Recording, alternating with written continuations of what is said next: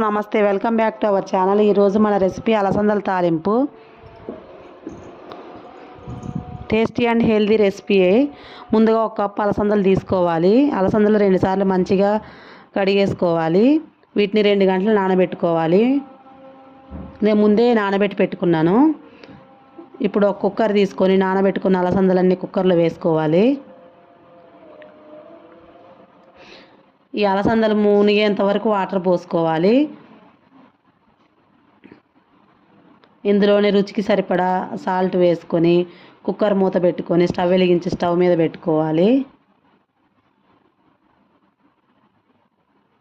2 whistles వచ్చేంత వరకు ఉంచుకుంటే సరిపోతుంది. విజిల్స్ వచ్చేసాయండి. ఒకసారి మూత తీసి చూసుకొని ఈ వాటర్ అంతా స్ట్రెయిన్ చేసుకోవాలి. స్ట్రెయినర్లో వేసుకొని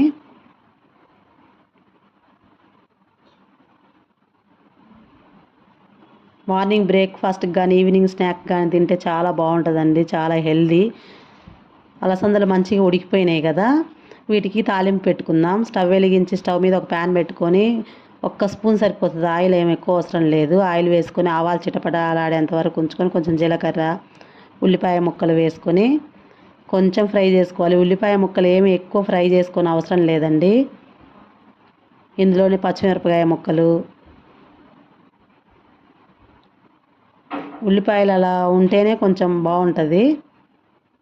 మరి ఎక్కువ ఫ్రై అవ్వని అవసరం లేదు ఈ తాలింపుకి.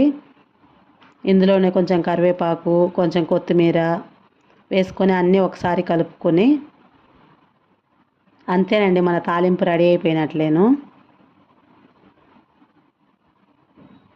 ఎక్కువ టైం కూడా పట్టదండి ఈ రెసిపీకి. ముందుగా మనము ఉడికించుకున్నాం కదా, ఆ అలసందలు వేసుకొని ఒక్క నిమిషం అలా మంచిగా అన్నీ కలిసేలా కలుపుకోవాలి. అంతేనండి, అయిపోయింది. మన అలసందల తాలింపు రెడీ అయిపోయింది. సర్వింగ్ ప్లేట్లోకి తీసుకుందాం.